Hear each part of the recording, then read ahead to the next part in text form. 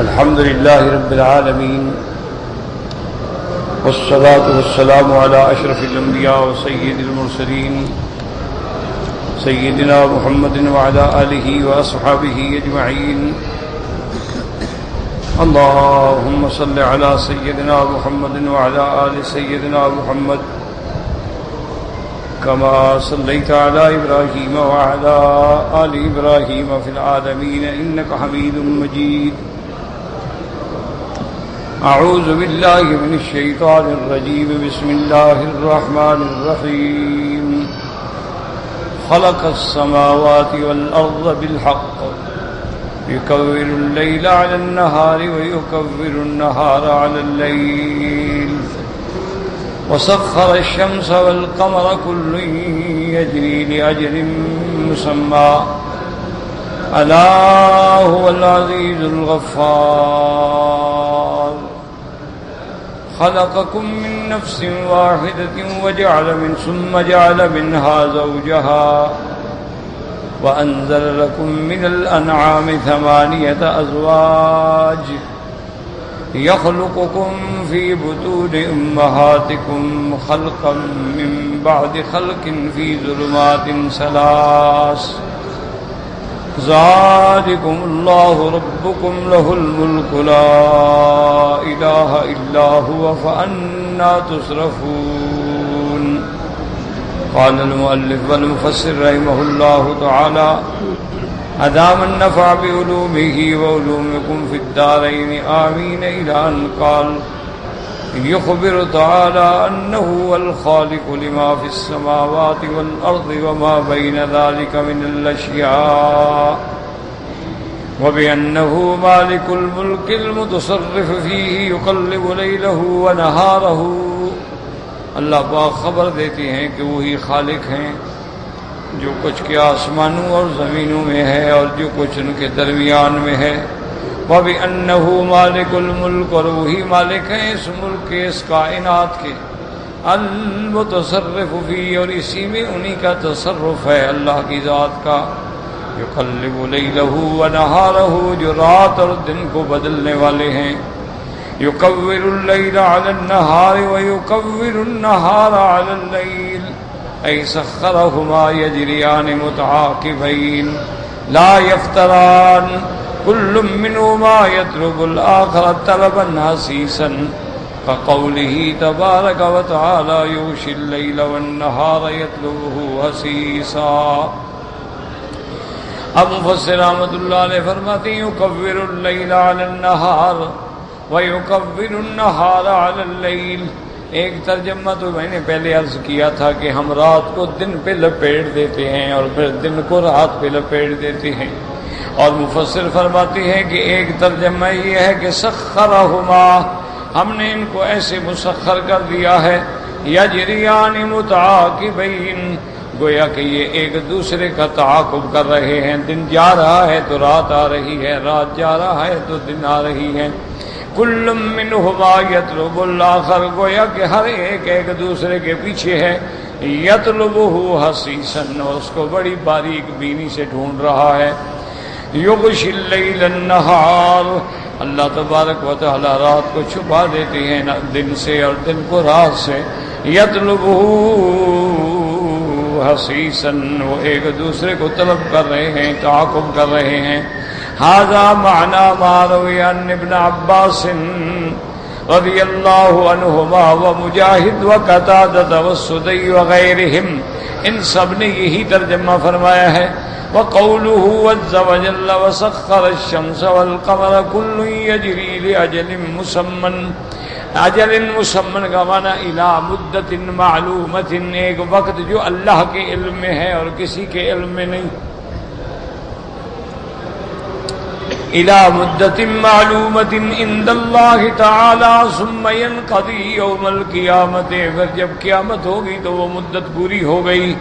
ألا هو العزيز الغفار یاد رکھیں خبردار وعزته وعظمته وكبريائه وہی صاحب عزت و عظمت و کبریا ہے, اس کے ساتھ بخشنے والا ہے. هو غفار لمن نساء وہ گناہ بخشنے والا ہے ان کے جو نافرمان ہیں. ثم تاب اناب الیہ، جو بندہ لاکھوں گناہوں کے بعد بھی رجوع کرے، توبہ کرے، اللہ کی طرف لوٹ آئے، اللہ پاک اس کے گناہ معاف کرنے والے۔ وقوله جلت عظمته خلقكم من نفس واحدة أي خلقكم مع اختلاف أجناسكم وأصنافكم وألسنتكم وألوانكم من نفس واحدة وهو آدم عليه الصلاة والسلام۔ اسی ذات پاک نے دیکھو کہ تمہارے جنس مختلف ہے، تمہارے اصناف قسمیں مختلف ہیں، تمہاری زبانیں مختلف ہیں، تمہارے رنگ مختلف ہیں، لیکن تم کو اس نے ایک ہی بندے سے پیدا فرمایا ہے، وَهُوَ آدم علیہ السلام، سب کا باپ جو ہے وہ حضرت آدم علیہ السلام۔ ثم جعل منها زوجها، پھر اللہ نے آپ سے بی بی حوا پیدا کی، وہی حوا علیہ السلام، كقوله تبارك وتعالى يا أيها الناس اتقوا ربكم الذي خلقكم من نفس واحدة وخلق منها زوجها وبث منهما رجالا كثيرا ونساء۔ اے لوگ تم ڈرو اس ذات سے جس نے تم کو پیدا کیا ایک انسان سے، وخلق منها زوجها، اور اس سے پیدا کی اس کی بیوی، وبث منهما رجالا كثيرا ونساء، اور پھر اس سے اللہ نے پھیلا دیے بہت سارے مرد اور عورتیں۔ وقوله تعالى وأنزل لكم من الأنعام ثمانية أزواج، أي وخلق لكم من ظهور الأنعام، اور اللہ نے پیدا کیا تمہارے لیے جانوروں کی پشت میں سے ثمانیت ازواج، 8 قسمیں، وہی المذکورۃ فی سورۃ الانعام، ثمانیت ازواج من الضأن اثنین ومن المعز اثنین ومن الابل اثنین ومن البقر اثنین۔ اللہ نے جوڑے جوڑے پیدا فرما دیے، اللہ نے بکرا بکری دمبا دمبی، اسی طرح ابل اللہ نے پیدا فرمایا، اسی طرح اللہ تبارک و تعالی اونٹ اونٹنی، اسی طرح بقر گائے اور اس کا مذکر بیل۔ یخلقکم فی بطون امہاتکم اے قدرکم فی بطون امہاتکم، اللہ نے تمہارے ٹھیک ٹھیک انداز پہ پیدا کیا تمہاری ماؤں کے پیٹ کے اندر، خلقا من بعد خلق، ایک دور کے بعد دوسرا دور، یکون احدکم اولا نطفۃ، پہلے آدمی نطفہ ہوتا ہے، ثم یکون علقۃ، اس کے بعد وہ ایک جونک کی شکل اختیار کرتا ہے، ثم یکون مضغۃ، پھر گوشت کا لتھڑا بن جاتا ہے، ثم یخلق ویکون لحما وعظما وعصبا وعروقا، پھر اللہ تبارک و تعالی گوشت بناتے ہیں، اللہ تبارک و تعالی ہڈیاں بناتے ہیں، اللہ اس کے پٹھے بناتے ہیں، اللہ اس کی رگیں بناتے ہیں، وَيُنفَخُ فِيهِ الرُّوحُ، اور پھر اللہ اس میں روح پھونکتے ہیں، فَيُصِيرُ خَلْقًا آخر، اب جناب وہ جیتا جاگتا بچہ بن جاتا ہے۔ فَتَبَارَكَ اللَّهُ أَحْسَنُ الْخَالِقِينَ۔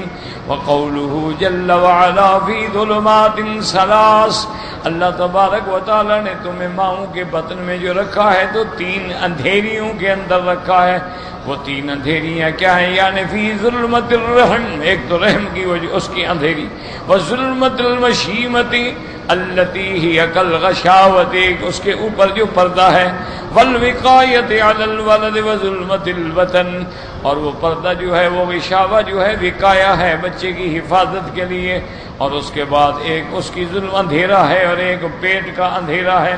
قضا قال ابن عباس رضی اللہ عنہما ومجاہد واکرمۃ وابو مالک والضحاک وقتادۃ والسدی وابن زید، وقوله جل جلالہ ذالکم اللہ ربکم لہ الملک، ذالکم اللہ ربکم لا لہ الملک لا الہ الا هو فانا تصرفون، ذالکم اللہ ربکم ای ھذا الذی خلق السماوات والارض وما بینہما، تمہارا رب وہ ہے جس نے آسمانوں کو بنایا، زمینوں کو بنایا، اور جو کچھ آسمانوں اور زمینوں کے درمیان میں ہے۔ وَخَلَقَكُمْ وَخَلَقَ آبَاءَكُمْ، تمہیں پیدا کیا، تمہارے آباء و اجداد کو پیدا کیا۔ هو الرب، وہی رب ہے۔ لہ الملک والتصرف فی جمیع ذالک، اسی کا ملک ہے، اسی کا تصرف ہے ساری مخلوقات و کائنات میں۔ لا الہ الا ہوا ای الذی لا تنبغی العبادۃ الا لہ وحدہ لا شریک لہ، وہ ایسی ذات ہے، وہ معبود برحق ہے، نہیں لائق اس کے سوا عبادت کسی کی مگر اس اللہ کی جو وحدہ لا شریک ہے۔ جب یہ ساری باتیں دلائل سے ثابت ہو گئیں، دلائل عقلیہ سے ثابت ہو گئیں، دلائل آفاقیہ سے ثابت ہو گئیں، دلائل انفسیہ سے ثابت ہو گئیں، فَأَنَّا تُصْرَفُونَ، پھر تم کدھر بھاگ رہے ہو، کہاں جا رہے ہو اللہ کو چھوڑ کر؟ فَكَيْفَ تَعْبُدُونَ مَعَهُ غَيْرَهُ أَيْنَ يَذْهَبُ بِعُقُولِكُمْ، پھر تم اللہ کو چھوڑ کے اور اس کے سوا کسی غیر کی کیسے عبادت کرتے ہو، اس کے شریک بناتے ہو، عقل کہاں ہے تمہارے؟ ان تکفروا فإن اللہ غنی عنکم ولا یرضى لعباده الکفر وإن تشکروا یرضه لکم ولا تزر وازرة وزر أخرى ثم إلى ربكم مرجعكم فينبئكم بما كنتم تعملون إنه عليم بذات الصدور وإذا مس الإنسان ضر دعا ربه منيبا إليه ثم إذا خوله نعمة منه نسي ما كان يدعو إليه من قبل وجعل لله أندادا ليضل عن سبيله قل تمتع بكفرك قليلا إنك من أصحاب النار۔ اللہ پاک فرماتے ہیں میرے بندے اتنی دلائل کے بعد یاد رکھو، ان تکفروا، تم اگر کفر کرو، فإن اللہ غنی عنکم، اللہ تو غنی ہے، اللہ کو تو کسی کی کوئی پرواہ نہیں۔ یعنی نعوذ باللہ اگر ساری مخلوق بھی، اس لیے ایک روایت میں آتا ہے لو اجتمع کلب خلق علی اشقى رجل منکم لا یضرہ بشیء، اگر ساری مخلوق شقی بن جائے، کافر بن جائے، اللہ کا نقصان کوئی نہیں، اور اگر ساری مخلوق مطیع بن جائے، مومن بن جائے، اللہ کا کوئی فائدہ نہیں۔ ایمان میں تمہارا فائدہ ہے اور کفر میں تمہارا گھاٹا ہے، اگر کفر کرو گے اللہ کا تو کوئی نقصان نہیں۔ ان تکفروا فإن اللہ غنی عنکم ولا یرضى لعباده الکفر، اللہ تبارک و تعالیٰ کفر کو پسند نہیں فرماتے۔ یعنی یہ ہے کہ تم کافر بنو یا اللہ کو پرواہ نہیں، یہ نہیں کہتے کہ کافر بن جاؤ، بات کو سمجھ۔ ایک ہوتا ہے نا آدمی کہتا ہے یار تمہاری جو مرضی ہے جاؤ کرو، تو یہاں اللہ تبارک و تعالیٰ اپنا غنا ظاہر فرما رہے ہیں کہ اگر سارے کافر ہو جائے مجھے کیا نقصان ہے، لیکن اللہ کفر کو پسند نہیں فرماتے۔ وَلَا يَرْضَى لِعِبَادِهِ الْكُفْرَ، اللہ اپنے بندوں کے کفر پہ راضی نہیں ہوتے ہرگز۔ اور اس کے بعد فرماتے ہیں وَلَا يَرْضَى وَإِن تَشْكُرُوا يَرْضَهُ لَكُمْ، اور اگر تم اللہ تبارک و تعالیٰ کا شکر کرو، یاد رکھو شکر کا کیا معنی ہوتا ہے، یہ نہیں ہوتا جو ہم نے سمجھا ہوا اللہ تیرا لاکھ شکر ہے، لاکھ، یہ شکر نہیں ہوتا، یاد رکھو۔ سب سے پہلا شکر تو یہ ہے کہ اللہ پر ایمان لے آؤ۔ جو کافر ہے تو پھر کیا شکر ہے، وہ ہے ہی منکر، تو شکر کا کیا مطلب؟ وہ تو خدا کو ہی نہیں مانتا، رسول کو نہیں مانتا۔ تو اس لیے سب سے پہلی چیز جو ہے وہ تو ہے ایمان، ہمیشہ یاد۔ اسی لیے اللہ تبارک و تعالیٰ نے قرآن میں اس کی وضاحت فرمائی، فرمایا هل أتى على الإنسان حين من الدهر لم يكن شيئا مذكورا، انسان پہ ایک زمانہ ایسا بھی گزرا جب تیرا نام بھی نہیں تھا، جب تم پیدا نہیں ہوئے کون جانتا تھا تمہیں؟ لم یکن شیئا انا خلقنا الانسان من نطفۃ امشاج نبتلیہ فجعلناہ سمیعا بصیرا۔ پھر ہم نے انسان کو پیدا کیا، پھر ہم نے انسان کو سننے کی اور دیکھنے کی یعنی سمجھنے کی دیکھنے کی صلاحیتیں دی۔ انا ہدیناہ السبیل، ہم نے پیغمبر بھیج کے اپنا رستہ دکھلا دیا کہ یہ رستہ اما شاکرا و اما کفورا۔ اب بندوں کی دو قسمیں ہو گئیں، یا ماننے والے یا نہ ماننے والے۔ تو پہلا شکر یہ ہے اللہ پر ایمان لائے کہ اللہ وحدہ لا شریک ہے، وہی معبود برحق ہے، وہی مالک خالق رازق متصرف ہے، اللہ پر ایمان لائے۔ پہلی درجہ ہے شکر کا، ایمان نہ ہو تو شکر ہے ہی۔ اچھا، اب دوسرا مقام کیا ہے کہ الحمدللہ ایمان لے آئے۔ اب یہ ہے کہ جو اللہ نے تمہیں اعضاء جوارے دیے ہیں یہ سب اللہ کی فرما برداری میں استعمال کرو، کہ اللہ نے تمہیں ہاتھ دیے ہیں تو ہاتھوں سے وہ کام کرو جن پہ اللہ راضی ہو۔ اللہ نے تمہیں آنکھیں دی ہیں تو آنکھوں سے وہ کام کرو جن پہ اللہ راضی ہے۔ اللہ نے تمہیں کان دیے ہیں، چلنے کی طاقت دی ہے، سمجھنے کی طاقت دی ہے، عقل دیا ہے، ان سب چیزوں کو اللہ کی فرما برداری میں لگانا جو ہے یہ شکر ہے۔ اب دیکھو نا، اللہ نے آنکھیں نہیں تو کعبے کے بجائے عورتوں کو دیکھ رہا ہے، تو یہ ناشکری ہے، شکر نہیں ہے۔ اللہ نے آنکھیں اسی لیے دی تھی کہ تم لوگوں کی بیویوں کو اور بہنوں کو اور بیٹیوں کو تاڑتے پھرو۔ اللہ نے تمہیں پاؤں اس لیے دیے تھے کہ گناہ کے لیے اور چوری کے لیے اور ڈاکے کے لیے، قتل کے لیے، فساد فی الارض کے لیے دوڑو۔ اللہ نے تو پاؤں دیے تھے کہ میری نماز کے لیے، میری طاعت کے لیے، جہاد فی سبیل اللہ کے لیے، اللہ کی فرما برداری میں کام لگاؤ۔ تو یاد رکھو کہ شکر پہلی چیز کیا ہے؟ ایمان۔ دوسری چیز کیا ہے کہ جو نعمت اللہ دے، بس اللہ نے پیسے دے دیے تو حلال میں خرچ کرو۔ اللہ نے امیر بنا دیا، حلال میں خرچ کرو، غریبوں کا خیال کرو، بیواؤں کا خیال کرو، یتیموں کا خیال کرو، اپنے جتنے غریب رشتہ دار ہیں ان کے لیے وظیفہ مقرر کر دو۔ یعنی آپ حیران ہوں گے، مجھے کسی نے بتایا، اللہ عالم، حقیقت کا علم تو اللہ کو ہے، سہگل فیملی جو ہے یہ بہت بڑی تاجر اور بزنس مین کمیونٹی ہے، بڑی فیملی ہے، مشہور ہے سہگل ایک خاندان ہے، انڈیا سے آئے تھے۔ یہ سب لٹ پٹ گئے، سب کچھ ختم ہو گیا، انقلاب آ گیا، ملک تقسیم ہو گیا، وہ جو وہاں نواب تھے یہاں بیچارے خالی ہاتھ آ گئے۔ پھر ان میں سے ایک بھائی کو اللہ نے توفیق دی، اس نے بزنس شروع کیا، بڑھتے بڑھتے بڑھتے بڑھتے ماشاءاللہ ملے اور بڑے بڑے اس نے منصوبے بنائے، کروڑوں پتی نہیں اربوں پتی ہو گیا۔ جب اللہ نے اس کو اتنا دے دیا، اس نے کہا کہ اب سارے ملک میں تلاش کرو کہ سہگل برادری کا آدمی کہاں کہاں ہے۔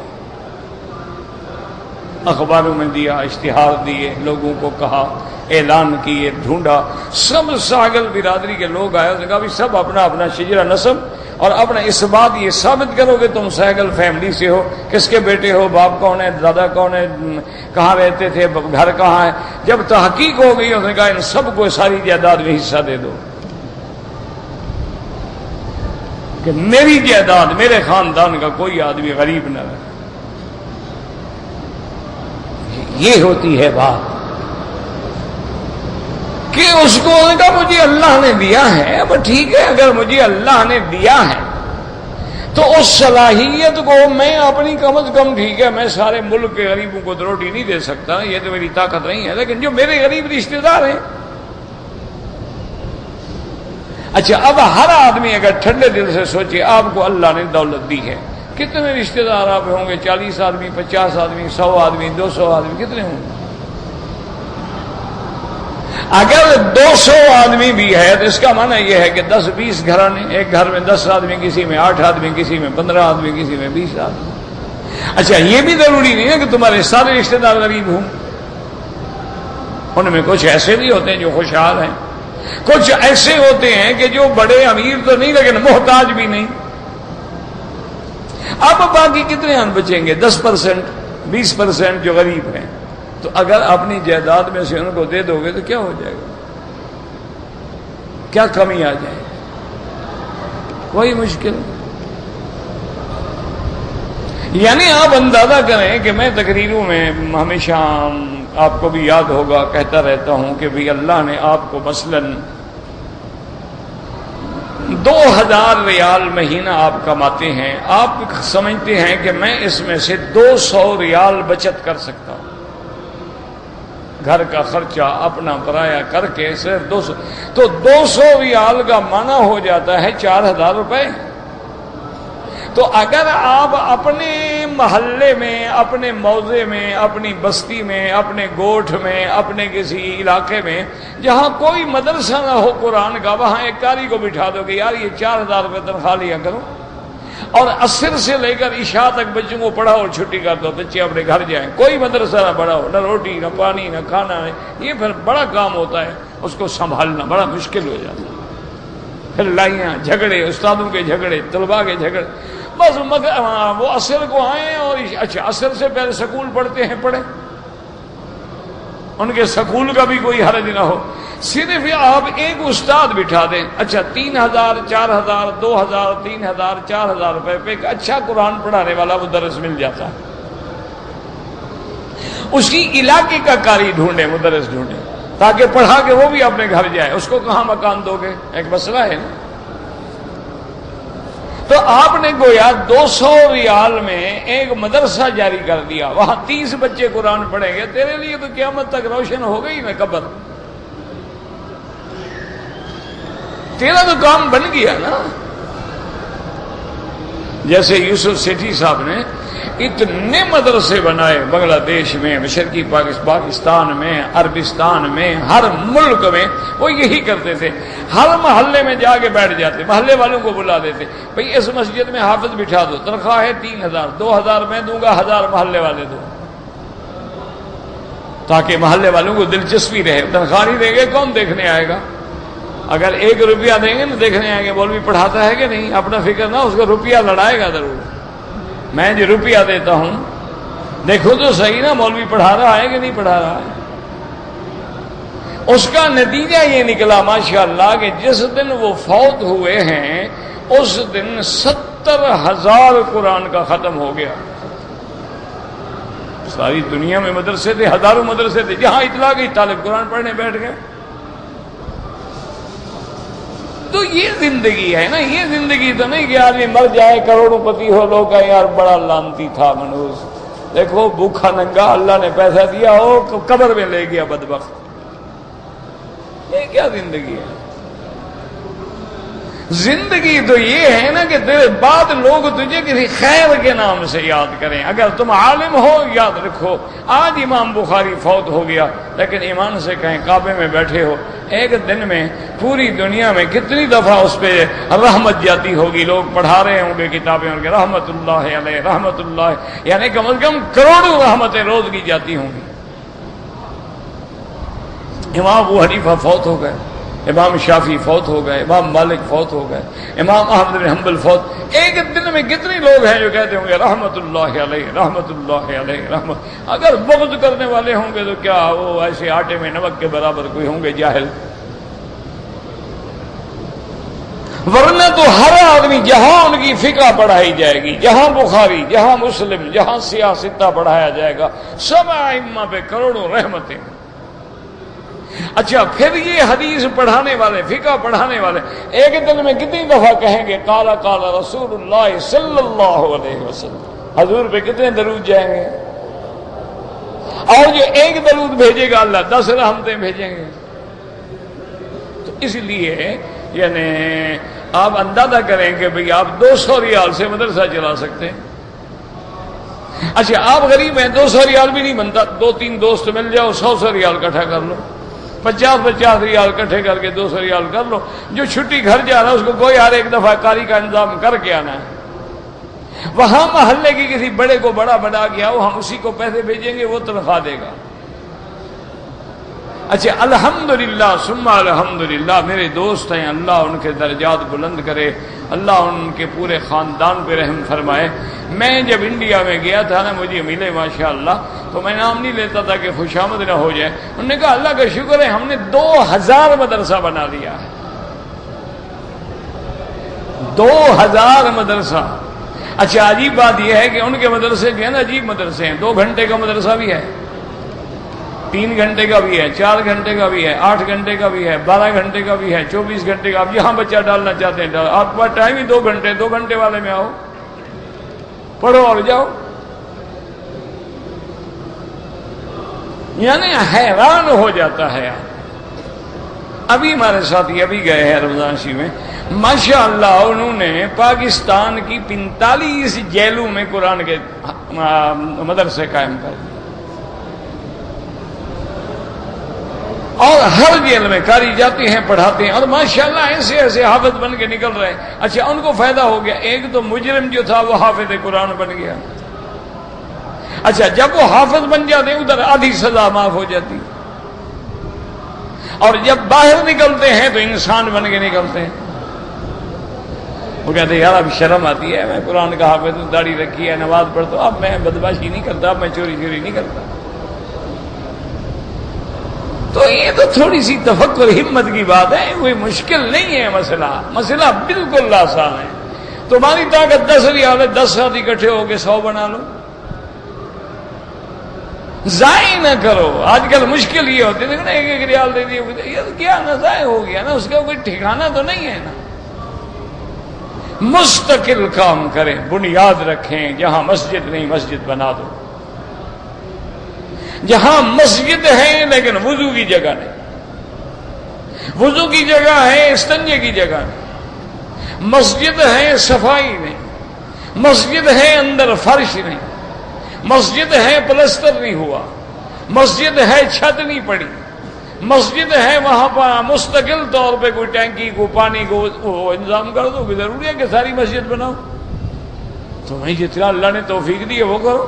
1 کمرے کی توفیق ہے کسی مدرسے میں 1 کمرہ بنا دو. ہمارے ساتھی ہیں اپنے مولانا ظفر قاسم، وہ جناب اسی انہوں نے ابتدا کی ماشاءاللہ. 1 کمرہ 2 کمرے 3 کمرے. اچھا بھی مکی صاحب نے کمرہ بنایا، اچھا مکی صاحب کے نام لکھ دو، ان کے فلاں نے بنایا فلاں. اسی طرح اللہ کا شکر ہے عظیم الشان مدرسہ ہے. مدرسہ دیکھ کے آدمی کا دل خوش ہو جائے. 1 کمرہ کر کے اتنا عظیم الشان نے ایسا نقشہ بنایا کہ 1 بلاک مکمل ہو جائے، دوسرا بلاک شروع ہو جائے، وہ مکمل ہو جائے، تیسرا بلاک، تیسرا مکمل ہو، چوتھا بلاک، چوتھا مکمل ہو، 5واں بلاک. ایسا عظیم الشان اب وہ مدرسہ بنا ہے کہ دیکھ کے طبیعت خوش ہوتی. اس لیے ذرا سوچا کریں کہ اللہ نے اگر صحت دی ہے تو اس کی فرما برداری میں خرچ کرو. اللہ نے دولت دی ہے، اس کی فرما برداری، یہ ہے شکر. اچھا اس کے بعد ایک زبانی شکر بھی ہے کہ کھانا کھاؤ، پانی پیو. الحمدللہ الذی اطعمنا وسقانا وجعلنا من المسلمین. اسی طرح سبحان اللہ وبحمدہ سبحان اللہ العظیم. اسی طریقے سے آپ جو ذکر کا سب یہ اللہ کا شکر ہے. فرمایا اگر شکر کرو گے تو پھر اللہ تبارک و تعالی راضی ہوتے ہیں. اور جب وہ راضی ہوتے ہیں تو کیا معنی؟ صرف یہ نہیں کہ راضی ہے، ہاں معنی یہ ہے کہ جب راضی ہوگا بادشاہ تو پھر کچھ دے گا نا. اور جب بادشاہ دے گا تو اپنی شان کے مطابق دے گا نا، ہمارے حال کے مطابق تھوڑی دے گا. بادشاہ جب دیتے ہیں تو وہ تو اپنی شان رکھتے ہیں. وَإِن تَشْكُرُوهُ يَرْزَقْهُ لَكُمْ وَلَا تَزِرُ وَازِرَةٌ وزر اخرى. وزر کا معنی بوجھ ہوتا ہے، اور کوئی ایک دوسرے کا بوجھ نہیں اٹھائے گا. کیا معنی؟ کہ اب دیکھیں حضرت اکرمہ بطل من ابطال الاسلام ہے اور باپ ابو جہل ہے. اس کے کفر کا اس پہ وبال کوئی نہیں آئے گا، اس کے اسلام کا اس کو نفع کوئی نہیں پہنچے گا اگر وہ کافر ہے. ہاں اگر دونوں مومن ہیں تو پھر فائدہ ہوگا. دونوں مومن ہیں تو دنیا میں بھی فائدہ ہے. جیسے کہ یوسف علیہ السلام کے بھائیوں نے کہا تھا کانا ابو شیخن، کہ اے بادشاہ اس ہمارے بھائی کا باپ جو ہے بڑا بزرگ ہے، اس پہ مہربانی کر کے ہمیں رکھ لو، اس کی اجازت دے دو۔ تو معنی یہ ہے کہ اگر کان ابوہما صالحا، کہ ان کا باپ جو ہے وہ اچھا تھا، تو اسی لیے وہ دنیا میں بھی فائدہ، آخرت میں بھی فائدہ ہے۔ ثم الی ربکم مرجعکم، اور یاد رکھو تم سب نے اپنے رب کی طرف لوٹ کے جانا ہے۔ فَيُنَبِّئُكُم بِمَا كُنتُم تعملون، پھر اللہ تمہیں خبر دیں گے جو کچھ تم نے دنیا میں کمایا کھایا کیا ہے۔ خبر دینے کا کیا مطلب؟ اگر عمل اچھے ہوں گے تو جزا دیں گے، اگر عمل بھیڑے ہوں گے تو سزا دیں گے، کیونکہ وہ تو ہر بات جانتے ہیں۔ انہ علیم بذات الصدور، وہ دلوں کے بھید جاننے والا، جس پہ کوئی چیز چھپی ہوئی نہیں ہے۔ اب اللہ فرماتے ہیں بندے کا حال دیکھو، وَإِذَا مَسَّ الْإِنسَانَ ضُرٌّ، جب بندے کو تکلیف پہنچتی ہے، دعا ربہ منیبا الیہ، جب بندے کو دکھ آتا ہے، تکلیف آتی ہے، قید آتی ہے، بیماری آتی ہے، پریشانی آتی ہے، بھوک آتی ہے، اب اللہ کی طرف لوٹتا ہے، اللہ کو پکارتا ہے، اللہ کے آگے عاجزی کرتا ہے۔ اللہ فرماتے ثم اذا خولہ نعمتا منہ، پھر اگر ہم اس کو اپنی نعمت دے دیں، دولت دے دیں، پیسہ دے دیں، صحت دے دیں، نسی ما کان یدعو الیہ من قبل، پھر وہ بھول جاتا ہے، وہ یاد ہی نہیں ہوتا کہ یار میں تو اللہ کے آگے گڑ گڑاتا تھا، آج اللہ نے میری سن لی، مجھے سب کچھ دے دی، نماز بھی گئی، روزہ بھی گئی، ہر چیز گئی۔ آج آپ حرم میں رہتی ہیں، الحمدللہ، اللہ پاک کسی کو بھی محروم نہ فرمائے۔ ذرا آنکھیں بند کر کے نظر دوڑائیں، جو لوگ ہمارے ڈپٹی پہ آتے ہیں، کام پہ آتے ہیں، مزدور ہیں، عامل ہیں، جب نئے نئے آتے ہیں ان کا شوق دیکھیں، ذوق دیکھیں، طواف دیکھیں، عبادت دیکھیں، نمازیں دیکھیں، اور جب پیسے آ گئے، تنخواہ ریالوں میں ملنی شروع ہو گئی، کمائی ہو گئی، اب جناب ہفتے میں ایک دن، پھر وہ ہفتے سے ایک دن والی بات بھی ختم ہو گئی، اور جی مصروفیت ہے، اب ٹائم نہیں ملتا جی، اور ساتھ والی مسجد میں نماز پڑھ لیتے ہیں۔ پہلے کیسے مل جاتا تھا، اب کیسے تمہیں ٹائم نہیں ملتا؟ پہلے تمہیں تو اس لیے اللہ فرماتا ہے کہ بندہ ہے ہی ایسا نہ شکرا کہ تکلیف آئے تو چیختا ہے، اور جب ہم نعمت دیتے تو بھول جاتا ہے۔ نسی ما کان یدعو الیہ من قبل وجعل للہ اندادا لیضل عن سبیلہ، اور اس بدبخت کا حال دیکھو، پھر صرف یہ نہیں کہ بھول جائے بلکہ اللہ کے لیے شریک بناتا ہے، اللہ تعالیٰ کے ساتھ شریک جوڑتا ہے، پھر ان کی عبادت کرتا ہے۔ قل تمتع بکفرک قلیلا، اللہ نے فرمایا اے انسان ناشکرا کافر انسان، کھا پی لو چند دن، فإنک من اصحاب النار، تم تو جہنمی ہو، لوٹ کے تم نے جہنم میں آنا ہے۔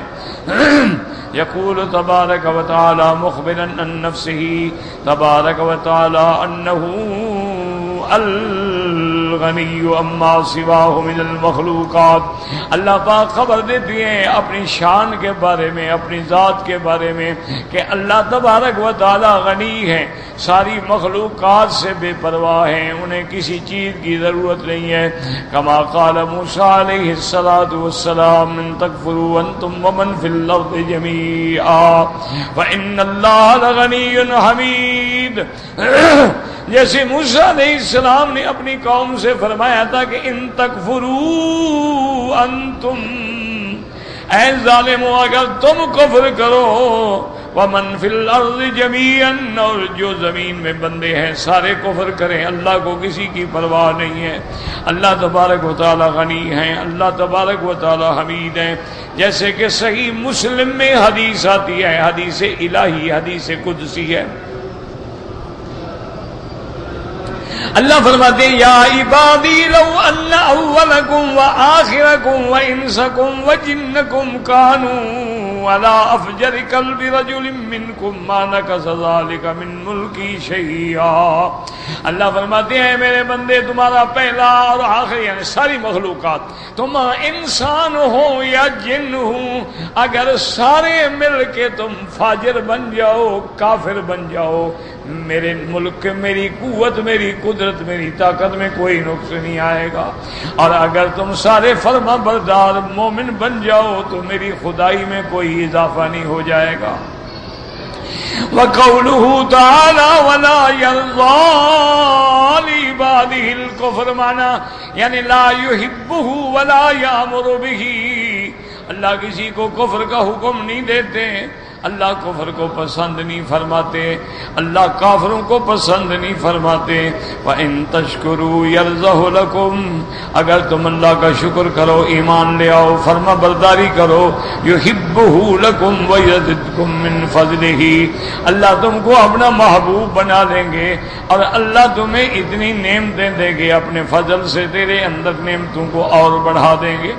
وَلَا تَزِرُ وَازِرَةٌ وِزْرَ أُخْرَىٰ أي لا تحمل نفس من نفس شيئا بل كل مطالب بأمر نفسه. اللہ فرماتے ہیں ہم کسی دوسرے کے گناہ میں تمہیں نہیں پکڑیں گے ایک دوسرے کے گناہ میں کوئی نہیں پکڑا جائے گا لیکن اللہ پاک سب سے اس کے نفس کا حساب لیں گے. یاد رکھو مانا یہ ہوتا ہے یہ کفر اسلام کی جنگ ہے ورنہ اصول ہے ایک حدیث میں آتا ہے من سن سنتن حسنتن اگر کوئی بندہ دنیا میں اچھی چیز کی بنیاد رکھ گیا مسجد بنا گیا مدرسہ بنا گیا یتیم خانہ بنا گیا غریبوں کی سرائے بنا گیا قرآن شائع کر گیا حدیثیں شائع کر گیا تو جو لوگ قیامت تک اس پہ عمل کریں گے اس پہلے بندے کو بھی اللہ ثواب عطا فرمائے گا. بعض لوگ بڑی ہمت والے ہوتے ہیں. ایک دفعہ میں لندن میں تھا میرے ساتھ 5-10 اور ساتھی بھی تھے. ایک جگہ ہے پتہ نہیں مجھے بھول گئی کون سی پکڈلی پتہ نہیں آکسفورڈ تو وہاں مغرب کی نماز کا وقت بالکل قریب آ گیا تو میرے ساتھیوں نے کہا کہ یار تم اچھی ہمیں بازار دکھانے کے لیے لے آئے ہو مغرب کی نماز کا وقت آ گیا ہم کہاں جائیں نماز کہاں پڑھیں گے. اب پھر مولویوں کے پاس بہانے تو ہوتے ہیں نا انہوں نے کہا جی نماز جمع بھی تو ہو سکتی ہے نا تھوڑی لیٹ ہو گئی تو پھر مغربی عشاء اکٹھی پڑھ لیں گے. اور میں نے کہا وہ تو پڑھ لیں گے لیکن اگر اللہ وقت میں نصیب کر دے تو کیوں آمدن تو نہ کریں نا. ایک تو ہے نا کہ جب ہم تو سیر کریں کون سا سفر کر رہے ہیں اللہ کے بندے وہ اجازت ہے تو سفر میں ہے ہم تو سیر تفریح کر رہے ہیں. انہوں نے کہا جی یہاں تو مشکل ہے. ایک کچھ پرانا آدمی تھا کئی دفعہ اس ملک میں جا چکا تھا اس نے کہا مکی صاحب آپ کیا پوچھ رہے ہو یہ تو وہ ریڈ لائٹ ایریا ہے یہ وہ ایریا ہے جس میں گندی طوائفیں ہوتی ہیں یہاں بلا مسجد کہاں سے آ گئی اور یہ تو مارکیٹ ہے یہ بازار ہے اور اس کے ارد گرد کا جو ایریا ہے وہ خبیث ایریا ہے. کیا اچھی جگہ ہے بھائی. اچھا خدا کی شان دیکھو میں وہ طبیعت میں چین میں نے کہا یار نہیں نماز تو اب کسی حال میں پڑھی نکلو یہاں سے یار کہیں اور کوئی راستہ بتاؤ. سامنے ایک سکھ کی دکان تھی. سکھ تو پہچانا جاتا ہے نا پگڑی اور بال اور سب کچھ وہ تو نہ پگڑی چھوڑتا ہے نہ داڑھی کو منڈاتا ہے کیونکہ اس کے گرو کا حکم ہے. یہ مسلمان ہے جو محمد مصطفیٰ کا حیا بھی نہیں کرتا وہ سکھ ہے سکھ وہ اپنے گرو نانے کے طریقے پہ ہے مر جائے پگڑی نہیں چھوڑے گا مر جائے بال نہیں کٹوائے گا بڑھتی جائے گی داڑھی جہاں بھی جائے تھے باندھ کے رکھے گا لیکن کٹانا نہیں. دکان تھا سامنے سکھ کا میں جناب فوراً جلدی سے وہاں گیا میں نے اس سے پنجابی میں نے کہا کیا حال ہے جناب ادھر کو مسجد بھی ہے نماز پڑھنی ہے بھائی. وہ پنجابی سن کے تو خوش ہو گیا کیونکہ سکھوں کی تو اصل تو پنجابی ہوتی ہے. وہ کہتا جی بادشاہ فکر نہ کرو ٹھہرو نا میں جو تھوڑے نال جانا کہ تمہیں مسجد پہنچانا. وہ جناب ہمارے ساتھ چل پڑا ہمیں چلتے چلتے ڈھونڈتے ایک مسجد ملے اتنی خوبصورت مسجد تھی چھوٹی سی لیکن 2 منزلہ تھی. بہترین وضو کی جگہ، کلین نیٹ کلین، صاف ستھرے حمام، صاف ستھری جگہ ہم نے وضو کیا. ہم نے باقاعدہ جماعت کی ماشاءاللہ. پھر نماز کے بعد نکل کے میں اس کے دکان پہ شکریہ ادا کرنے گیا. میں نے کہا یار تمہاری بڑی مہربانی کہ مسلمانوں نے تو ہمیں مسجد نہیں بتائی، تم سکھ نے ہمیں مسجد ڈھونڈ. وہ کہنے لگا جناب ایک بنگالی آیا سی، وہی دکان سی، انہیں دیکھا نا گندا علاقہ ہے تو اللہ کا گھر بنا گیا. دیکھو ایک بنگالی نے وہاں جا کے دکان لیا تھا. اب اس نے دیکھا کہ سارا علاقہ گندا ہے، اس نے کہا یار کوئی نیکی کا کام کرو. اس نے اپنے دکان میں مسجد بنا. انہوں نے کہا جی وہ تو بندہ مر گیا بیچارہ، لیکن مسجد چل رہی ہے، مسجد آباد ہے باقاعدہ. اچھا کئی لوگ نماز پڑھ رہے تھے، یہ نہیں کہ صرف مولوی گئے 2-3، پہلے ہم سے پہلے بھی 2-3 یعنی وہ جماعتیں ہو چکی تھی. یہ تو ہمت کی بات ہے میرا بھائی. اگر کرنا چاہو نا تو اللہ کے کام ہو سکتے ہیں، بہانے بناؤ تو پھر تمہاری مدد. اس لیے فرماتے ہیں ہم تمہیں کسی دوسرے کی وجہ سے نہیں پکڑیں گے.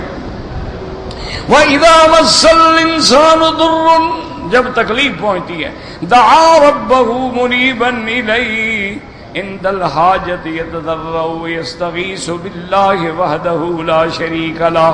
اللہ فرماتا ہے جب اس کو بیماری ہو، پریشانی ہو، تکلیف ہو تو پھر یہ مجھے خالص ہو کے پکارتا ہے کہ یا اللہ یا اللہ. پھر بت بھی بھول جاتے ہیں، پیر فقیر بھی بھول جاتے ہیں، کہتے ہیں اللہ اب تم بچاؤ. ہم چھوٹے تھے جہاد میں سفر کرتے تھے، ایک شیعہ تھا بیچارہ، تو وہ ہم نماز پڑھنے جاتے نا تو آتے جاتے تو وہ ہمیں چھیڑتا، جب قریب جاتے وہ کہتا یا علی. تو ہمیں اچھا جہاد آ گیا طوفان میں. اب اتنا شدید طوفان تھا نا جی، ادھر والا سامان جو ہے ادھر اور ادھر والا ادھر، کوئی کھڑا ہی نہیں ہو سکتا تھا. اب میں تو چھوٹا سا تھا، 7-8 سال 9 سال عمر ہوگی. میں کسی طرح وہاں سے بھاگ کے گیا. میں نے کہا دیکھوں اس کا کیا حال ہے. آیا تو جناب بیٹھو یا اللہ. میں نے کہا علی حضرت علی نہیں پہنچی، اب ان کو نہیں بلا رہے. اور کہتا ہے جا بھی جا، جس کو پریشان کرتے اللہ کے سوا کون بچا سکتا ہے، اتنے علی کہڑا کم آنا ہے. میں نے کہا علی کو اس وقت بلاتے ہو جب ڈوبتے نہیں ہو، جب ڈوبنے کا وقت آئے تو پھر اللہ کو بلاتے ہو. تو اب جناب یا اللہ مہربانی کر، طوفان میں مر جائیں گے، سارا جہاد ڈوب جائے گا، تو بچانے والا. میں نے کہا یار حضرت علی کو کیوں نہیں بلاتے، حضرت علی نہیں پہنچے. اور کہتا ہے جا بھائی جا، تو کی پریشان کیتا ہے، علی دا اتنے کہڑا کم ہے، اتنے تو اللہ نے بچانا. اس لیے قرآن بھی یہی کہتا ہے کہ اذا مس الانسان، جب تکلیف ہوتی ہے تو اب مجھے پکارتا ہے، اور پکارتا بھی خالص ہے. وَإِذَا مَسَّكُمُ الضُّرُّ فِي الْبَحْرِ ضَلَّ مَن تَدْعُونَ إِلَّا إِيَّاهُ، اور جب جہاز تمہارے ڈوبنے لگتے ہیں پھر تم سب کو بھول کے صرف مجھے پکارتے ہو.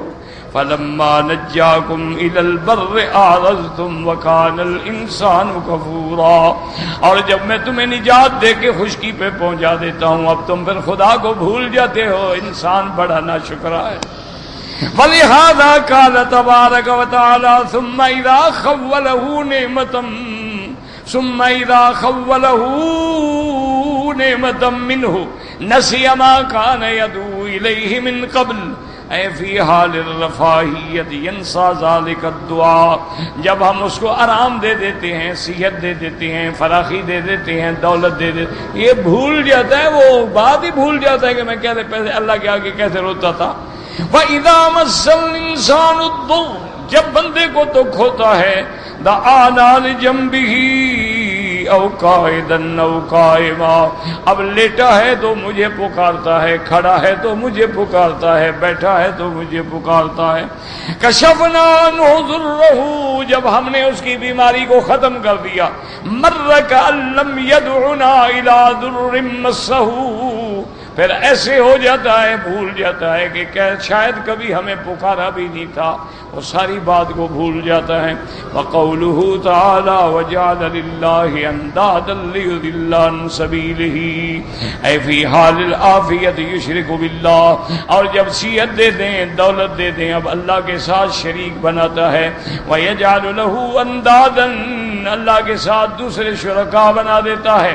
اللہ فرماتے ہیں اچھا میرے بندے قل تمتع بکفرک، تمہیں اگر کفر پیارا ہے چلو جی لو، چند دن کھا پی لو، مزے کرو، انک من اصحاب النار کل من هذه حالته وطریقته ومسلکه، جس کا یہ حال ہے تمتع بکفرک قلیلا، یہ اللہ کی طرف سے تحدید ہے، وہو تحدید شدید ووعید اکید، جیسے اللہ فرماتا ہے قل تمتعوا فإن مصیرکم الی النار، اے کافرو کھا لو پی لو چر لو جانوروں کی طرح، لوٹنا تمہارا جہنم کی طرف ہے، جیسے اللہ پاک فرماتے ہیں نمتعہم قلیلا ثم نضطرہم الی عذاب غلیظ، اللہ فرماتے ہیں ہم کافروں کو تھوڑی سی مہلت دے دیتی ہیں کہ چلو کھا پی لو، لیکن پھر ہم تمہیں کھینچیں گے عذاب غلیظ، سخت عذاب میں تمہیں ڈالیں گے۔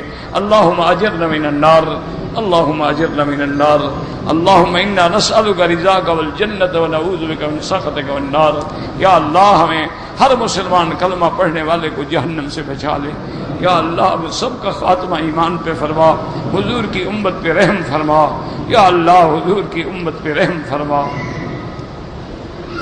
یا اللہ حضور کی امت پہ رحم فرما۔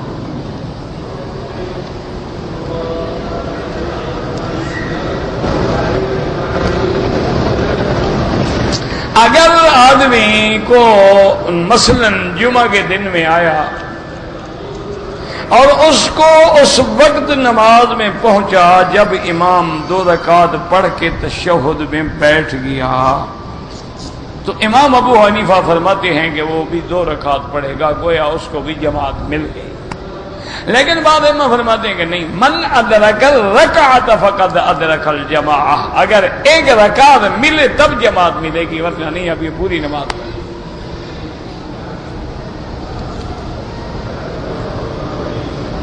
کہتے ہیں کہ اسلامی بیمہ پالیسی میں جو منافع ملتا ہے وہ جائز ہے۔ پہلے تو مجھے بات سمجھاؤ نا کہ اسلامی بیمہ کیسے ہوتا ہے؟ یہ تو کوئی ایسی بات ہوئی نا جو وسکی پہ لکھ دے کہ اسلامی شراب ہے، خنزیر پہ موٹی قلم سے لکھ دے کہ تازہ بکرا ہے لیکن نئی نسل کا ہے، تو کیا حلال ہو جائے؟ اور بھائی بیمہ ہے، پھر اسلامی بیمہ کیسے ہو گیا؟ بیمہ کا معنی ہے انشورنس۔ انشورنس کا مسئلہ یہ ہوتا ہے کہ مثلا میں جا کے ان کو کہتا ہوں کہ جی مجھے پالیسی دے دیں 20 لاکھ کی، میری قسط مقرر ہوتی ہے سال میں مثال کے طور پہ 20,000، کہ یہ مدت جو ہے تقریباً مثلا 10 سال کے، بھی 10 سال اگر، اچھا اب میں نے 20,000 قسط دینی شروع کر دی، میں نے 1 قسط دی، 2 قسط دی، 3 قسط دی، تو میں نے گویا 60,000 دیا، میں مر گیا حادثے میں، تو ان کو دینا پڑے گا 20 لاکھ، کیونکہ میں ان کا باقاعدہ پالیسی لے چکا تھا اور میں نے 2-3 قسطیں بھی دی ہیں باقاعدہ، اور میں قسطوں میں نے ہیرا پھیری بھی نہیں کی، ٹائم پہ دی ہیں، تو ان کو میری پالیسی کا پورا پیسہ دینا پڑے گا۔ تو یہی تو جوا ہوتا ہے کہ 100 کا پتا پھینکا تو 2,000 آ گیا۔ اور جوا کیا ہوتا ہے؟ جوا اسی کو کہتے ہیں نا کہ ہم نے گھوڑے پہ 100 روپے لگائے لیکن ملا ہمیں 2,000، یا ہم نے کسی سلاٹ مشین میں 100 کا نوٹ ڈالا، مل گیا ہمیں 500، تو یہی تو جوا ہے، اور جوا کیا نہیں ہوتا۔ اچھا فرض محال میری پالیسی تھی 20 سال کے لیے، میں 20 سال تک نہیں مرا، ٹھیک رہ گیا، اور میں ان کو قسطیں بھی دیتا رہا، اب وہ مجھے پیسے بما سود کے واپس کریں گے، مجھے پیسے دیں گے اور ان پر جو 20 سال کا سود بنتا ہوگا 5%، 7%، 8% جو بھی ہوگا وہ بھی دیں گے۔ تو گویا کہ انشورنس میں تو جوا بھی آ گیا اور سود بھی آ گیا، اس لیے تو ڈبل حرام ہو گئی۔ اچھا اسی طرح لیکن یاد رکھیں کہ بعض ملک ایسے ہیں کہ وہاں انشورنس کے بغیر ہم رہ نہیں سکتے، پھر ہم مجبور ہیں، ہم پہ گناہ نہیں ہوگا۔ وہ تو وہاں پالیسی ہے گورنمنٹ کی کہ آپ مکان لے نہیں سکتے جب تک انشور نہ کراؤ، آپ گاڑی لے ہی نہیں سکتے، اس کا لائسنس ہی نہیں بن سکتا جب تک انشورنس نہ، پھر ہمارا کیا قصور ہے؟ اس میں ہم جو ہیں بے گناہ۔ اچھا، اسی طرح ایک شرط یہ ہوتی ہے کہ جیسے مثلاً یہاں اگر کسی ڈرائیور سے اللہ نہ کرے ایکسیڈنٹ ہو جائے، بندہ مر جائے، تو اس کی دیت ہے 1,40,000 ریال، اس کی تنخواہ ہے ڈرائیور کی 1,000 ریال۔ اب 1,40,000 کہاں سے ادا کرے گا؟ اچھا، مالک کہتے ہیں بھی تم میرے ڈرائیور ہمیں تنخواہ دیتا ہوں، یہ تھوڑا ہے کہ تمہارا 1,40,000 ریال میں بھروں۔ اچھا، اب نتیجہ کیا ہوگا؟ وہ جیل میں پڑا رہے گا، کیونکہ جب تک دیت نہ دے اس کی ضمانت بھی نہیں ہوتی۔ یا پھر یہ ہوگا کہ وہ کوئی اہل خیر کو اور جمعیات خیریہ کو لکھا جائے گا، اتنے آدمی بیچارے پڑے ہوئے ہیں، وہ دیت نہیں بھر سکتے، انہوں نے خیرات میں دیت جمع کرائی تو پھر تم نکلو گے۔ اس لیے اگر یہاں یہ آرڈر ہو جاتا ہے کہ بھی تھرڈ پالیسی کی انشورنس کرا لو، کیا مانا؟ یعنی اگر میری گاڑی سے کوئی اور بندہ مر جائے تو اس کی انشورنس جو ہے کمپنی بھرے گی دیت، اپنی میں نے نہیں کرائی، میں نے اس تھرڈ پارٹی کی کرائی ہے کہ اگر میری غلطی سے کوئی تھرڈ پارٹی مر گئی تو اس کی دیت چونکہ میں بھر نہیں سکتا، میں معذور ہوں، میں مجبور ہوں، نا ساری زندگی جیل میں پڑا رہے، وطن بھی نہ جائے، اس کے تو بیوی بچے بھی رل گئے، سارا خاندان رل گیا۔ تو اس اضطرار پر بھی علماء نے کہا ہے کہ جائز ہے کہ وہ کرا لے کہ اس کے اندر استطاعت نہیں ہے وہ دیت ادا کرنے۔ ایک ہوتا ہے کہ ہم اپنی خوشی سے پالیسی لیتے ہیں، اور جی جب میں بوڑھا ہوں گا تو میرے بچوں کے کام آ جائے گی، میں مر گیا تو میری بیوی بچے کے کام آ جائے گی، وہ بالکل حرام ہے۔ کیونکہ جب بیوی کو پتا ہوتا ہے نا کہ میرے خاوند کی ماشاءاللہ 20 لاکھ کی انشورنس ہے، وہ بھی سلو پوائزن دینا شروع کر دیتی ہے کہ جلدی مرے جان چھوٹے، مجھے تو 20 لاکھ ملے نا، شوہر تو 20 مل جائیں گے، 1 لاکھ میں شوہر جتنے مرضی آئے خرید لو۔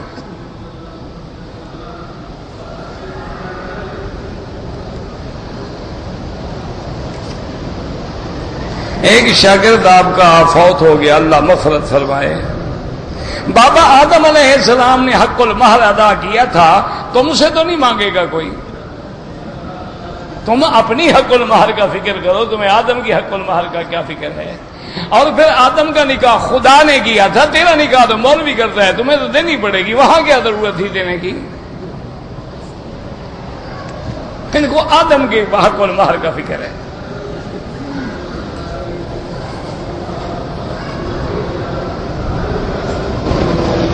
ایسے مسئلے نہ پوچھے کرو، ورنہ بڑے چالاک مولوی ہیں، پھر آدم کی مہر کے نام پہ چندہ نہ شروع کر دیں کہ جی آدم علیہ السلام کی مہر دینی ہے، مہربانی کرو چندہ دو۔ جب یہ اللہ کے نام پہ دھوکہ کرتے ہیں تو آدم کے نام پہ کیا ہے؟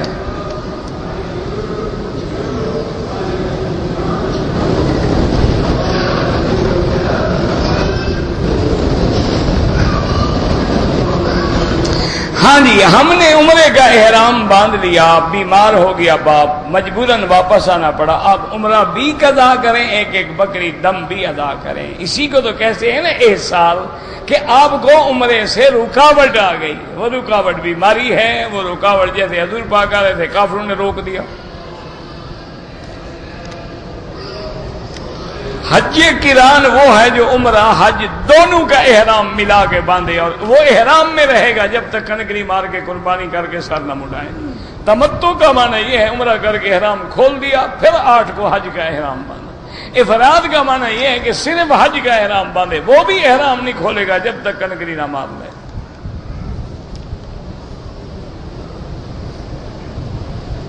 اگر ایک آدمی نے مدینے سے عمرہ کیا ہے، وہ دوسرا عمرہ کرنا چاہتا ہے، اس کی مرضی ہے، نفلی عبادت ہے، کرے کرے نہ کرے نہ کرے، افضل یہ ہے کہ مکے میں رہتے ہوئے طواف زیادہ کرے۔ اگر ہم نے حج کرنا ہے اور حرم میں ڈیوٹی ہے، اگر چھٹی مل جائے تو بڑی اچھی بات ہے، 1 دن کی چھٹی لے لو، صرف عرفات جاؤ، رات کو مزدلفہ، صبح آ کے کنکری مارو، سر منڈاؤ، ڈیوٹی پہ آ جاؤ، کون سا مشکل مسئلہ کیا ہے؟ عصر کے بعد اگر ہم طواف کریں تو امام ابو حنیفہ فرماتے ہیں کہ نماز 2 رکعت مغرب کے بعد پڑھے۔ امام احمد بن حنبل رحمۃ اللہ علیہ کے نزدیک حرم میں طواف کی نماز ہر وقت جائز ہے۔ حضور کے روضہ مبارک پہ جب جائیں، سامنے کھڑے ہو کر ادب کے ساتھ، احترام کے ساتھ، بڑی عاجزی کے ساتھ الصلاۃ والسلام علیک یا رسول اللہ، الصلاۃ والسلام علیک یا حبیب اللہ، الصلاۃ والسلام علیک یا خیر خلق اللہ، پھر سیدنا ابو بکر، سیدنا عمر، پھر کعبے کی طرف رخ کر کے اللہ سے دعا مانگو۔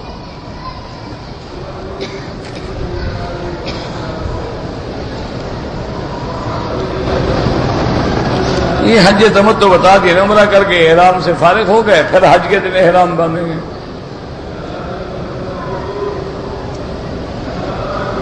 آپ پہلا حج اپنا کر چکے ہیں، اب آپ اپنی والدہ کے لیے کرنا چاہتے ہیں، بالکل اچھی بات ہے، تمہیں بھی پورا حج ملے گا، ماں کو بھی حج ملے گا، تیرا بھی حج پورا ہوگا۔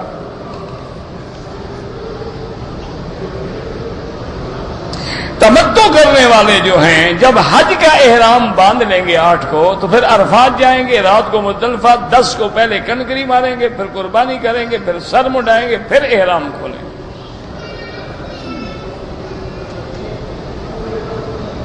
جن لوگوں نے شوال میں عمرہ کر لیا ہے، اگر اس سال حج کریں گے تو ان کو ایک بکری دینی ہوگی۔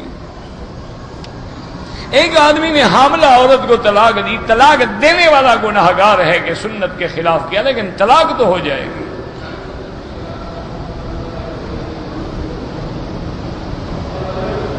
حضرت یوسف علیہ السلام کے بھائیوں کا قرآن میں ذکر نہیں، بھائیوں کا ذکر تو ہے تو نام نہیں ہے، نام بتانے کی کیا ضرورت ہے؟ مقصد بیان کی صحیح یوسف تھا، باقی کا نام صرف اخوت یوسف، یوسف کے بھائی، بس تفصیل نام کی کیا ضرورت؟ اچھا نام کا پتہ لگ جائے تو کیا تکلیف ہے تمہیں، یا فائدہ کیا ہے؟ ویسے علماء نے ڈھونڈے ہیں کہ بنیامین تھا، یہودا تھا، پتہ ہے یہ سب یہودی روایات، جب قرآن نے نام نہیں بتایا بات ختم ہو گئی۔ نماز جمعہ کے بعد نفل یا واجب بالکل کریں، تلاوت کریں، سجدہ تلاوت، ہاں عصر کے بعد جو ہے نفل نہیں ہے۔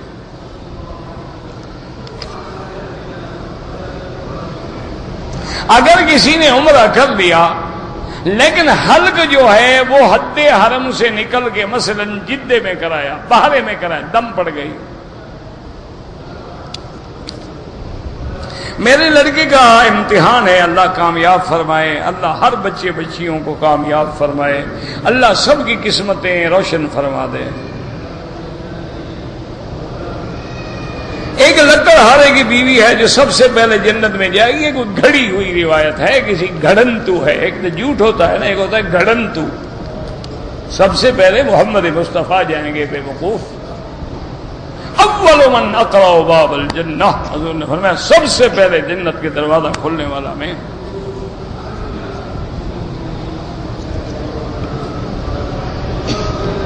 اگر مینا میں ہم جانور قربانی کا ذبح نہ کریں لیکن پورے مکے میں حد حرم میں جہاں موقع ملے کر دو۔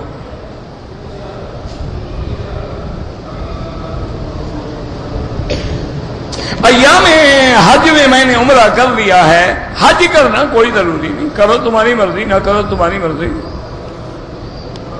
میں نے اپنے دادے کا حج کرنا ہے، حج افراد کرو، حج افراد میں بکری رکھنا ہوتا ہی نہیں، کنکری مارو، سر مڈاؤ، فارغ۔ رمضان یہاں کیا ہے، عمرہ کر لیا، حج کرنا کوئی ضروری نہیں۔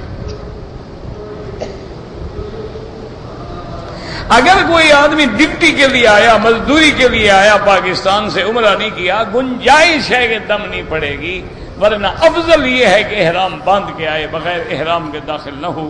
ربنا تقبل منا انك انت السميع العليم تب علينا انك انت التواب الرحيم اللهم انت الله لا اله الا انت الغني ونحن الفقراء اللهم انت الله لا اله الا انت الغني ونحن الفقراء اللهم انت الله لا اله الا انت الغني ونحن الفقراء اللهم انزل علينا الغيث ولا تجعلنا من القانتين اللهم انزل علينا الغيث ولا تجعلنا من القانتين اللهم انزل علينا الغيث ولا تجعلنا من القانتين اللهم اجعل لنا وللمسلمين من كل هم فرجا ومن كل ضيق مخرجا ومن كل بلاء عافية صلى الله تعالى على خير خلقه سيدنا محمد وعلى آله وصحبه أجمعين